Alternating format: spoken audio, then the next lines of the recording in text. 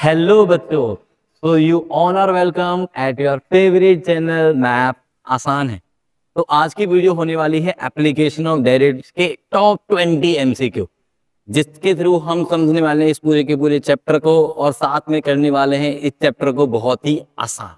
ठीक, सो मैं पहले क्लियर कर दूं यार, ये डिटेल्ड एक्सप्लेनेशन वाली वीडियो है जिसमें आपको सिर्फ एमसीक्यू ही नहीं, चैप्टर की बहुत बहुत सारी बातें पता चलने वाली हैं और डेफिनेटली ये चैप्टर आप लोगों के लिए होने वाला है काफी आसान।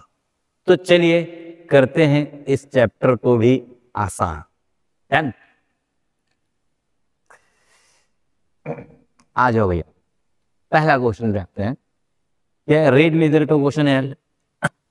If the radius of a circle is increasing at the rate of 2 centimeter per second, radius of circle is increasing, इसका मतलब चेंज आ रहा है। रेडियस ऑफ सर्कल में चेंज आ रहा है, ठीक है, और चेंज का मतलब है d r by d t, है ना। डेरिवेटिव रेडियस में चेंज है, ठीक है, तो d r by d t किस रेट से चेंज आ रहा है, 2 सेंटीमीटर पर सेकेंड। तो here this is 2 centimetre per second. Area of the circle when its radius is 20 centimetre increasing at the rate. Okay, हमें बताना है कि यार एरिया ऑफ सर्कल किस रेट से इंक्रीज करेगा जब रेडियस क्या बन जाएगी, 20 बन जाएगी। तो एरिया ऑफ सर्कल लिख लो पहले। एरिया ऑफ सर्कल का क्या फॉर्मूला है, तो डी को पता है, तो pi r square. D a by d t निकालना है, d a by d t, d a by d t differentiation कर दो यार। पाई आर स्क्वायर का 2 pi r, pi constant, r square का 2 आर, और साथ में आर का डेरिवेटिव भी होगा, that is d r by d t. अच्छा, d r by d t की वैल्यू तो हमें गिवन है, तो d r by d t is 2, तो 2 इंटू 2 इज 4 पाई आर। किस पॉइंट पे निकालना है हमें, जब आर की वैल्यू क्या होगी, 20 सेंटीमीटर। तो व्हेन आर इज 20 सेंटीमीटर, तो this implies d a by d t is, r की वैल्यू 20, तो ये हो गया 80 पाई। अच्छा, अब साथ में एक बात पे और ध्यान रखना है इस चैप्टर में, पूरे चैप्टर में जहां भी आपको यूनिट्स के बने ना, तो यूनिट्स आपको लिखनी है, छोड़नी नहीं है। हाँ, एमसीक्यू में आप देख सकते हो, अरे इसमें देख रहे हो आप सारे क्वेश्चन, सारे ऑप्शंस तो नहीं है, 80 पाई इधर आ रहा है, 80 पाई इधर आ रहा है, दो ऑप्शन है जहाँ पे 80 पाई आ रहा है। इसका मतलब पक्के से आपको ये देखना पड़ेगा कि यार मुझे यूनिट क्या लगा है, क्योंकि दोनों में यूनिट्स चेंज हो गई। अभी हमारा दिया हुआ था D r by d t is centimetre per second, area है, ये है एरिया, तो एरिया मतलब सेंटीमीटर स्क्वायर हो जाएगा, सेंटीमीटर स्क्वायर। किसके हिसाब से चेंज हो रहा है, टाइम के हिसाब से चेंज हो रहा है, और टाइम सेकेंड्स में ही चल रहा है, तो इसका मतलब हमारे पास आ गया एरिया 80 पाई सेंटीमीटर स्क्वायर पर सेकेंड। तो भाई ये सिंपल सा फंडा क्या है यहाँ पे, कि जो भी हमारे पास लास्ट में जो पूछा जा रहा है उसकी यूनिट कैसे डिसाइड करनी है, ऊपर वाले की यूनिट लिखो और नीचे वाले की यूनिट, बस सिंपल। चलिए तो नेक्स्ट क्वेश्चन पे चलते हैं हम लोग। The sides of an equilateral triangle, तो एक इक्विलेटरल ट्रायंगल है अपने पास, एक इक्विलेटरल ट्रायंगल है, उसकी जो साइड्स है हमने मान लिया कि उसकी जो साइड्स है वो x x x, ठीक है।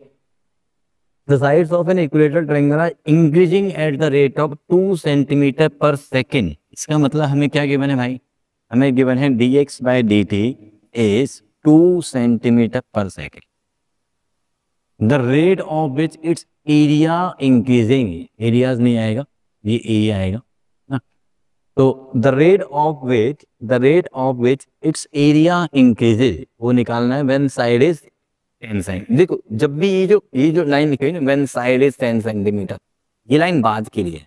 क्या करना है आपको, पहले करना है सर एरिया किस रेट से इंक्रीज कर रहा है, तो एरिया ऑफ इक्विलेटरल ट्रायंगल का फॉर्मूला देखना पड़ेगा। तो एरिया ऑफ इक्विलेटरल ट्रायंगल क्या होता है सर, वो होता है √3/4, वो तो हमने बचपन में पढ़ा था ना, √3/4 साइड का स्क्वायर, और साइड मैंने क्या माना है x, तो x का square. This is area of equilateral triangle. अब आ जाओ जी, d a by d t भी निकालना है हमें। ये हो गया √3/4, एक्स स्क्वायर का डेरिवेटिव हो गया हमारे पास 2x इंटू में D x by d T, okay, क्या dx बाई dt हमें गिवन है? हाँ जी सर गिवन है 2, तो ये हो गया हमारे पास 2 √3/4 इंटू में ये 2x और इंटू में ये 2, 2 इंटू 2 4 से 4 चला गया अपने पास, बचा √3 इंटू में x। अब किस पॉइंट पे चाहिए हमें? व्हेन साइड मतलब x, when x is 10 centimetre, तो हमारे पास क्या आ जाएगा जी? dA by dt is equals to x की जगह 10 डाल दिया तो ये बन गया 10√3।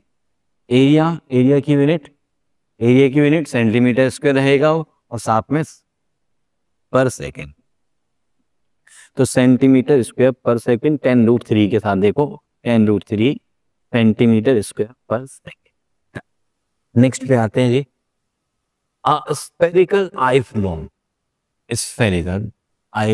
ठीक है, तो मतलब एक स्फीयर दिया हुआ है, इसकी एक बॉल है उसमें, ठीक है, is melting eight the rate of, okay, melting eight the rate of 100 pi cubic centimetre पर मिनट, मतलब उसका क्या चेंज हो रहा है? मेल्ट हो रहा है, इसका मतलब क्या? मतलब वॉल्यूम चेंज हो रहा है। बिल्कुल सही सोच रहे हो आप लोग, है ना, इसका मतलब वॉल्यूम चेंज हो रहा है सर। और साथ में ना कभी कहीं ऐसी परेशानी आ जाए कि आपको ये समझ में नहीं आ रहा कि सर ये कौन सी वाली टर्म है, वॉल्यूम है, एरिया है, क्या है, तो थोड़ा सा अंदाजा लगा सकते हो आप उसकी यूनिट्स को देख के। क्या सेंटीमीटर क्यूब है? सेंटीमीटर क्यूब कब होता है यहाँ पे यूनिट्स में? क्यूब कब आता है? वॉल्यूम के केस में आता है सर, है ना, पर मिनट टाइम के रिस्पेक्ट में चेंज हो रहा है। इसका मतलब ये हुआ कि dV बाई dt हमें गिवन है, कितना गिवन है? 100 पाई सेंटीमीटर क्यूब पर मिनट। Done, okay. अब हमारे पास आता है the rate at which it's radius is decreasing, किस रेट से इसकी रेडियस डिक्रीज हो रही है। देखो वॉल्यूम यहाँ पे कम हो रहा है, कुछ लोग ये बोलते हैं कि जी कम हो रहा है तो मतलब माइनस, रेडियस भी कम हो रही है वो भी माइनस में लगा सकते हो, गलत नहीं है वो लोग, ठीक है, बट अगर दोनों ही चीजें कम हो रही है ना तो आप माइनस साइन नहीं भी लगाएंगे तो अंडरस्टूड होगा कि यार ये डिक्रीजिंग ऑर्डर में है तो वो भी डिक्रीजिंग ऑर्डर में है। हाँ, माइनस प्लस लगाना तब कंपलसरी हो जाता है कि कोई एक चीज डिक्रीज कर रही है और कोई दूसरी चीज उसके करस्पॉन्डिंग इंक्रीज कर रही है, तो वहां पे हमें नेगेटिव पॉजिटिव ये दिखाना पड़ेगा कि नेगेटिव मतलब डिक्रीजिंग और पॉजिटिव मतलब इंक्रीजिंग। मानते हो ये बात?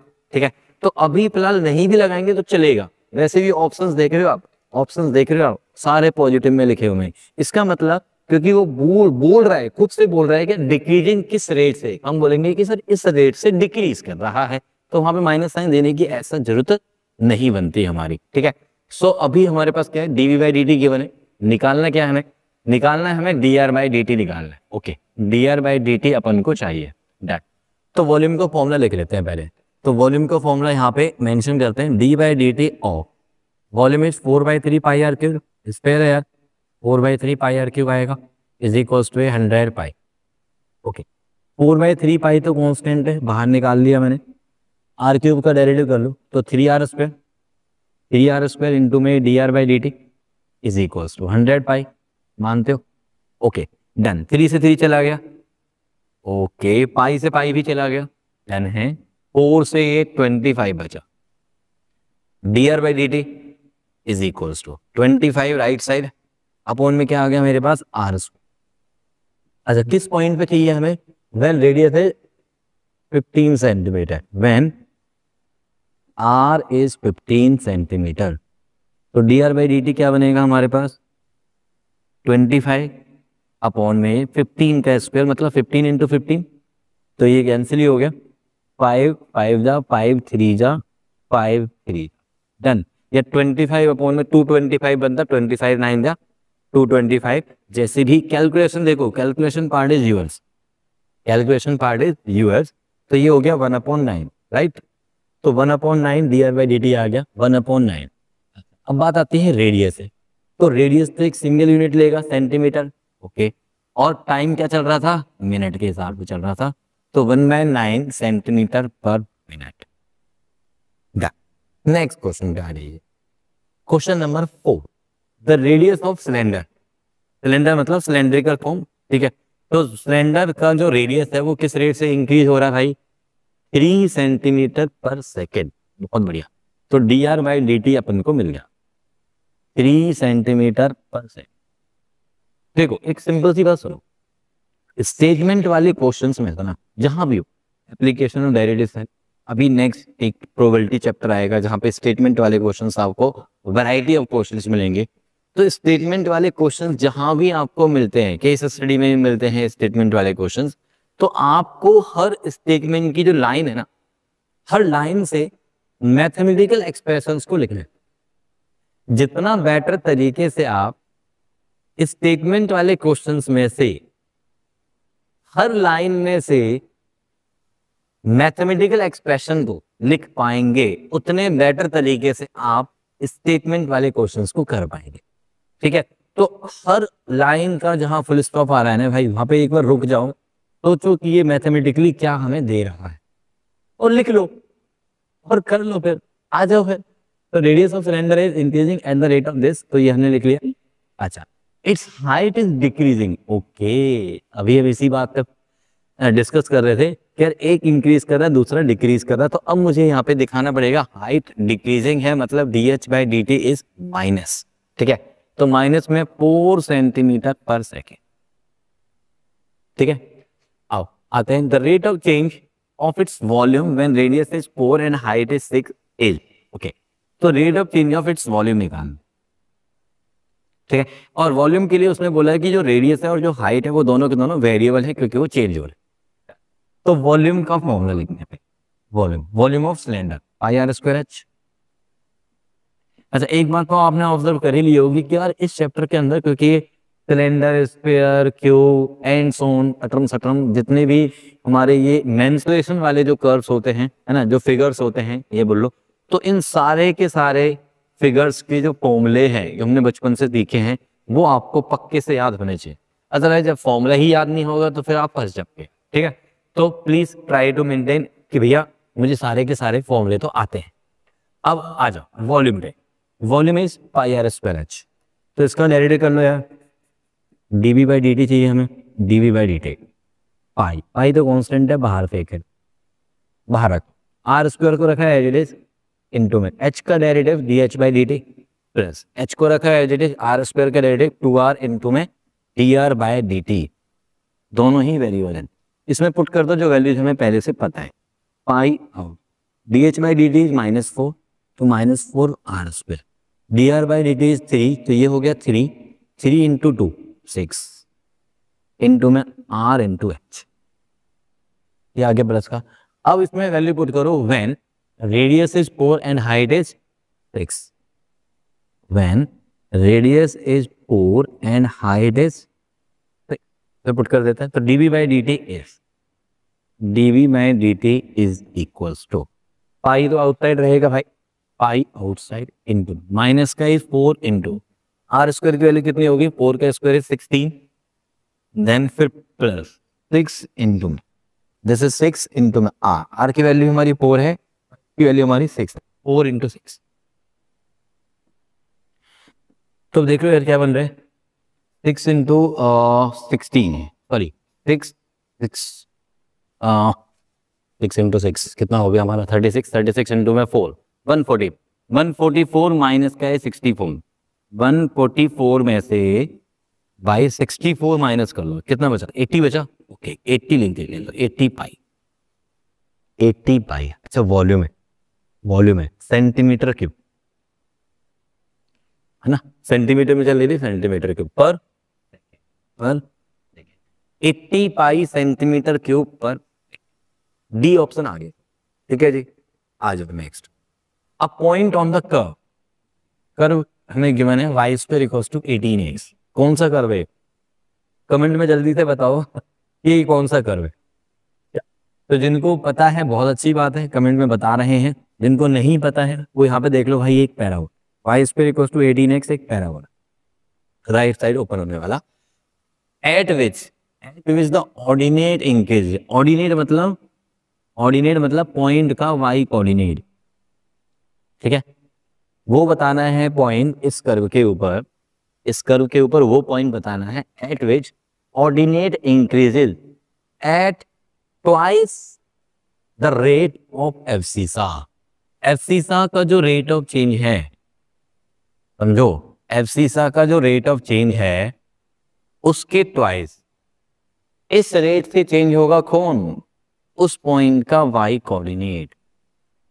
अकॉर्डिंग टू क्वेश्चन मुझसे ये बोला गया है कि भाई ऐसा वाला पॉइंट बताओ कर्व के ऊपर वो वाला पॉइंट बताना है जिसका ऑर्डिनेट यानी कि उसका वाई कोऑर्डिनेट चेंज हो रहा है ट्वाइस ऑफ उसी पॉइंट के एक्स कोऑर्डिनेट के। तो ऐसा वाला पॉइंट मुझे निकालना है। ओके, तो ये मुझे रिलेशन गिवन है इस पॉइंट के एक्स वाई कोऑर्डिनेट्स के लिए।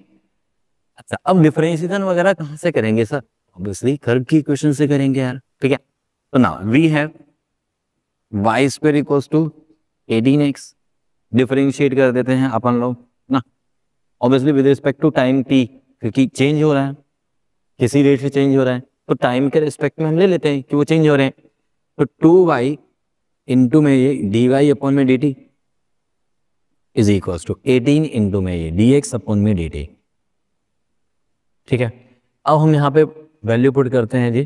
2 से तो पहले ये कैंसिल कर लो, चलो 9 y इंटू में dy upon dt is 2 into में dx upon dt is equals to 9 into में ये dx अपॉन dt। अब देखो dx अपॉन dt तो चले गए, तो 2y मतलब y की वैल्यू आ गई 9/2। अब देखो y कोऑर्डिनेट 9/2 हमारे दो ऑप्शंस में दिया हुआ है ना। वैसे थोड़ा दिमाग लगाएं तो यार राइट साइड में पैराबोला है, मानते हो?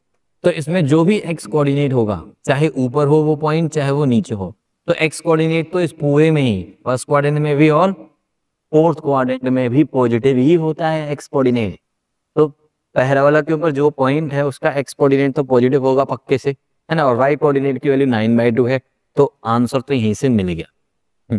आंसर तो इसी पर्टिकुलर बात से मिल जाता है। बट अगर आपको वैल्यू निकालनी है 9/8 तो क्या करोगे, इस y कोऑर्डिनेट की वैल्यू को इसमें पुट कर दो यार, इक्वेशन ऑफ पैराबोला में। ठीक है, तो 9/2 का स्क्वायर इज इक्वल्स टू आ गया 18x। तो यहाँ से x की वैल्यू क्या आ जाएगी बच्चा, यहाँ से आ जाएगी सर 9/8। डन, तो हमारे पॉइंट के कोऑर्डिनेट्स मिल गए ना। क्वेश्चन नंबर 6 पे आते हैं। The interval on which the function fx is equals to this is decreasing. Increasing decreasing महा इंपोर्टेंट टॉपिक है भाई, महा इंपोर्टेंट टॉपिक है एओडी का, जिसमें से क्वेश्चंस पूछने के जो चांसेस है वो बहुत ज्यादा है। अक्सर देखा गया है सीबीएसई के अंदर कि एओडी के लिए जो 3 मार्कर क्वेश्चन है वो आपका इंक्रीजिंग डिक्रीजिंग से आ रहा है।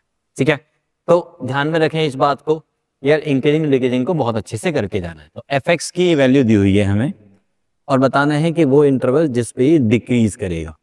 देखो इंक्रीजिंग या डिक्रीजिंग के लिए आपको क्या करना है, f' निकाल लेना। तो f' डायरेक्टली हम लिखते हैं यहाँ पे f' इक्वल टू इसका डेरिवेटिव 6x स्क्वायर प्लस 9 2 जा 18x प्लस 12, राइट। 6 मैंने कॉमन ले लिया यार, 6 कॉमन ले लिया तो x स्क्वायर प्लस का ये 3x प्लस का ये 2, राइट। 6 इंटू में x प्लस का 1 इंटू में x प्लस का 2 फैक्टर्स कर दे। ओके, अब क्या करना है, बहुत सिंपल, इसको 0 पुट करके x की वैल्यू निकाल दें। तो x की वैल्यूज होगी -1 एंड -2। देखो मैं तुम्हें एक सिंपल सा तरीका बता रहा हूँ कि f' पुट करो, सॉरी f' फाइंड आउट करो, उसको 0 पुट करो और x की वैल्यूज निकालो।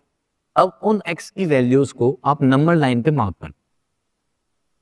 नंबर लाइन पे हो गया -2 एंड -1, ऑर्डर वाइज, -2 पीछे आता है, -1 बाद में आता है। ठीक है, अब -1 -2 ये जो दो नंबर्स हैं वो इस पूरी रियल लाइन को 3 पार्ट्स में डिवाइड कर, मानते हो 1 पार्ट 2 पार्ट 3। हर पार्ट में से ना एक एक पॉइंट उठाओ, एक एक सिंगल पॉइंट पूरे पार्ट में से, और उस वैल्यू को ना f' के जहां फैक्टर्स लिखे हुए हैं वहां पुट करके देखो। f' ये वाला जो पार्ट है f' जो फैक्टर्स की फॉर्म में लिखा हुआ है, इसमें पुट करके देखो। जैसे -2 से छोटा कोई भी नंबर उठा लिया मैंने, -3 ले लो। जब -3 पुट करोगे तो ये तो पॉजिटिव फिक्स रहेगा 6, -3 पे ये क्या आएगा सोच, -3 प्लस का 1, -3 प्लस का 1 -2 आएगा। okay.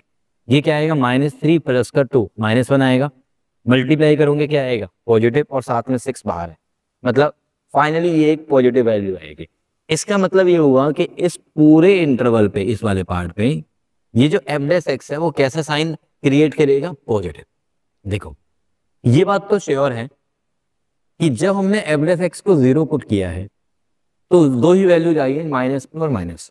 इसका मतलब इसके अलावा जो भी एक्स बचे हुए हैं पूरी रियल लाइन में, वो एवरेज एक्स को क्या बनाएंगे, या तो पॉजिटिव बनाएंगे या नेगेटिव बनाएंगे, क्योंकि कोई भी नंबर या तो पॉजिटिव होगा या नेगेटिव होगा या 0 होगा। 0 होने के लिए सिर्फ दो ही पॉइंट्स है, -2 -1। तो इसके अलावा जो बचा हुआ पार्ट है पूरा का पूरा -2 से छोटे वाला, उस पर या तो पॉजिटिव होगा एवरेज एक्स या फिर नेगेटिव होगा। तो यहाँ पे क्या हुआ, यहाँ पे इस पूरे पार्ट में से कोई एक पॉइंट उठाया, उसने वैल्यू कैसी क्रिएट की एवरेज एक्स की, पॉजिटिव, तो वो पूरी की पूरे ही पार्ट पे पॉजिटिव। ये बात पक्की है कि अगर उस पार्ट के किसी पॉइंट पे पॉजिटिव हो गया तो पूरे पे पॉजिटिव, किसी पॉइंट पे नेगेटिव हो गया तो पूरे पे नेगेटिव, श्योर है। ठीक है, अब -2 से -1 के बीच में कोई नंबर सोच लो, -1.5, -1.5 पे ये क्या होगा, -1.5 प्लस का 1 नेगेटिव, -1.5 पे ये क्या होगा, -1.5 plus 2 positive. Negative into positive multiply होंगे तो क्या क्रिएट करेंगे, नेगेटिव, और मल्टीप्लाई बाय 6 भी है तो कुछ चेंजेस नहीं लाएगा साइन में, तो ये नेगेटिव रहेगा। और सिमिलरली -1 से बड़ा कोई भी नंबर ले लो आप, से 0 पे लिया, ये पॉजिटिव, 0 + 1, 0 + 2 वो भी पॉजिटिव, मल्टीप्लाई करोगे पॉजिटिव। इसका मतलब ये हुआ कि एफ डैश एक्स, ये जो मैंने साइन लिखा है ना, ये किसका साइन लिखा है, sign of f dash x, sign of f dash x. कब, जब x की वैल्यू यहां से यहां है पहला, जब x की वैल्यू यहां से यहां है सेकंड, और जब x की वैल्यू यहां से यहां। जिस इंटरवल पे, ये जो नंबर लाइन ने मैंने बनाए इंटरवल्स, जिस इंटरवल पे एफ डैश एक्स पॉजिटिव होगा, जिस इंटरवल पे एफ डैश एक्स पॉजिटिव होगा, और इक्वल्स टू 0 भी यूज कर सकते हो आप साथ, तो फंक्शन का जो नेचर होगा, फंक्शन का नेचर कैसा होगा, इंक्रीजिंग होगा। जिस पर्टिकुलर इंटरवल पे एफ डैश एक्स नेगेटिव होगा, और इंक्लूडिंग 0 भी ले सकते हैं, तो एफ एक्स का नेचर क्या होगा, डिक्रीजिंग होगा। तो देखो अब मुझे क्या चाहिए था, डिक्रीजिंग चाहिए था, तो डिक्रीजिंग कहाँ पे होगा, -2 से -1 के इंटरवल पे, इंक्लूडिंग दीज 2 पॉइंट्स ऑल्सो। ठीक है, तो -2 से -1 डिक्रीजिंग के लिए आ गया। सिमिलर वे में इंक्रीजिंग पूछता तो -∞ से -2 यूनियन -1 से इन्फिनिटी। नेक्स्ट फंक्शन ये दिया हुआ है, बढ़िया, ये एफ एक्स दिया हुआ है हमें, this x is strictly increasing. कहां पे ये स्ट्रिक्टली इंक्रीजिंग है, देखते हैं। एम डैश एक्स निकाला, इसका डेरिवेटिव कर लो, 6x² प्लस का 6x माइनस का 12। मैंने यहाँ पे 6 कॉमन ले लिया, x² प्लस का x माइनस का 2। 6 कॉमन है, x प्लस का 2 इंटू में x माइनस का 1 पुट कर दिया मैंने इसको, 0 पुट करके x की वैल्यूज क्या मिल गई मुझे, -2 और 1। ठीक है, अब -2 और 1 ये मार्क कर लो नंबर। अब आप क्या देखेंगे, -2 से छोटा कोई भी एक नंबर चूज करेंगे, फिर -3। -3 कहाँ पुट करेंगे, जहां पे एफ डैश एक्स को आपने क्या किया हुआ है, फैक्टराइज फॉर्म में लिखा हुआ है, राइट। मैं आपको अलग से शो कर देता हूं कि यार ये वाला जो पार्ट, ठीक है, ये जो एफ डैश एक्स बना हुआ है इक्वल्स टू 0 साइड कर दो। अब इसमें आपको क्या करना है, -2 से छोटी कोई वैल्यू चूज करनी, -2 से छोटी मतलब -3। -3 पे ये पुट किया तो ये क्या दे रहा है, ठीक है, -3 पे हमें ये वैल्यू क्या देगा, -3 पे ये दे रहा है सर नेगेटिव, और ये क्या दे रहा है, -3 पे -3 -1 -4, ये भी नेगेटिव दे रहा है, -1, नेगेटिव इंटू नेगेटिव पॉजिटिव, मतलब ये पॉजिटिव। सिमिलरली -2 से 1 के बीच में 0 ले लो, 0 पे ये तो पॉजिटिव बनेगा, 0 + 2 ये नेगेटिव बनेगा, 0 -1 तो ये फाइनली नेगेटिव। एंड सिमिलरली 1 से बड़ा कोई भी नंबर चूज करो तो आप देखेंगे कि उसकी वैल्यू पॉजिटिव आ जाएगी। इसका मतलब एफ डैश एक्स हमें चाहिए था इंक्रीजिंग, तो एफ डैश एक्स पॉजिटिव चाहिए। कहाँ कहाँ है, जब एक्स की वैल्यू -∞ से -2 होगी सर। अच्छा, -∞ पे हमेशा ओपन रहता है, -2 पे क्लोज कर लो, यूनियन 1 से इन्फिनिटी। यहाँ पे मैं अभी एक चीज और बताना चाहूंगा, पहले इसको ऑप्शंस को मार्क कर लेते हैं, -∞ से -2 ओके, यूनियन 1 से इन्फिनिटी ओके। यहाँ पे थोड़ी सी मिस्टेक होगी ऑप्शंस लिखने में, बेटा इसको 1 कर लें, 1 से इन्फिनिटी, और ये बी ऑप्शन मार्क कर, ठीक है। अच्छा, एक और बात कि यार स्ट्रिक्टली इंक्रीजिंग के केस में ना कुछ बुक्स में ऐसा लिखा हुआ है कि यार ये ना इंटरवल जो है वो कैसा होना चाहिए, ओपन होना चाहिए, है ना।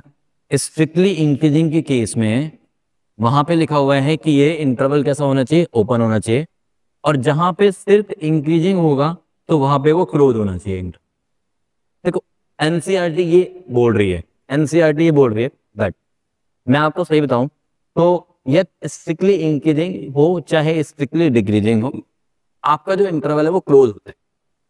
बट क्योंकि हमें कहीं ना कहीं एनसीईआरटी को ये तो फॉलो करना पड़ेगा कि यार एनसीईआरटी के हिसाब से हमें चलना है एज पर सीबीएसई, तो मैं यही कहूंगा आपको कि यार ओपन ही कर लेना, है ना।